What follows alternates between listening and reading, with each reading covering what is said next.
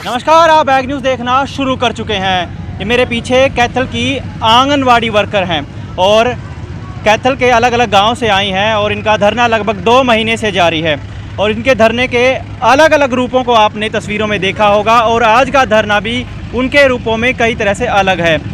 इसी सड़क पर बैठकर ये अम्बाला रोड विश्वकर्मा चौक पर इसी रोड पर बैठकर खाना खा रही हैं, यहीं बैठेंगी, धरना देंगी और जब तक इनकी मांगे नहीं सुनी जाती।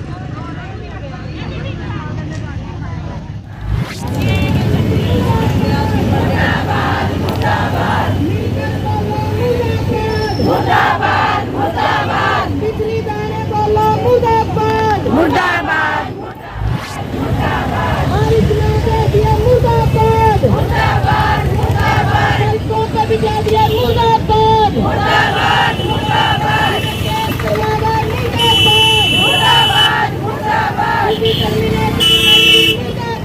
मुर्दाबाद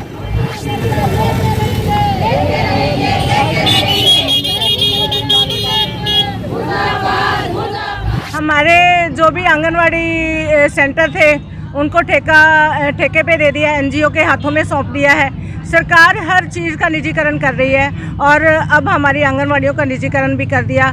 पहले तो इनको 4000 हरियाणा की आंगनवाड़ी वर्करों को प्लेवे की ट्रेनिंग देके इन्होंने उनको प्री नर्सरी की टीचर बना दिया, लेकिन उनको टीचर तो बना दिया लेकिन उनके लिए कोई बेनिफिट है उसके बारे में अभी कोई पता नहीं है। एनजीओ वाले जो है वो चेकिंग भी करने लग गए, लेकिन सरकार ने एक लॉलीपॉप दिया हुआ है कि चूसते रहो बस, कहीं और देखो ना।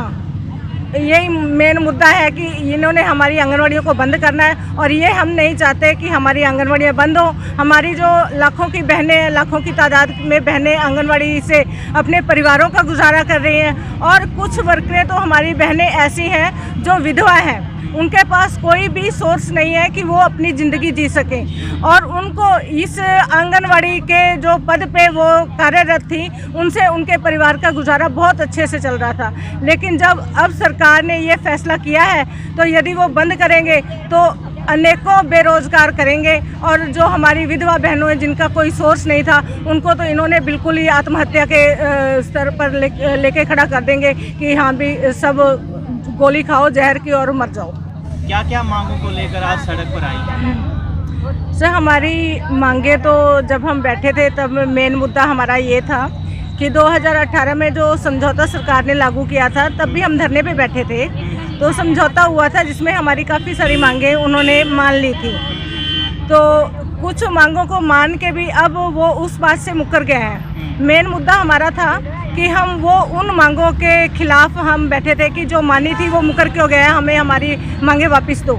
लेकिन उसके बाद तो बखेड़ा और ही सरकार ने खड़ा कर दिया। हमारे जो वरिष्ठ हमारे नेता जगमती जी हैं उनके ऊपर केस कर दिया एसटी वाला, और कमला देवरा जी के ऊपर इनको टर्मिनेट ही कर दिया। हमारे और अम्बाला के 10 नेता हैं जिनके ऊपर इन्होंने रोड जाम का केस लगाया है।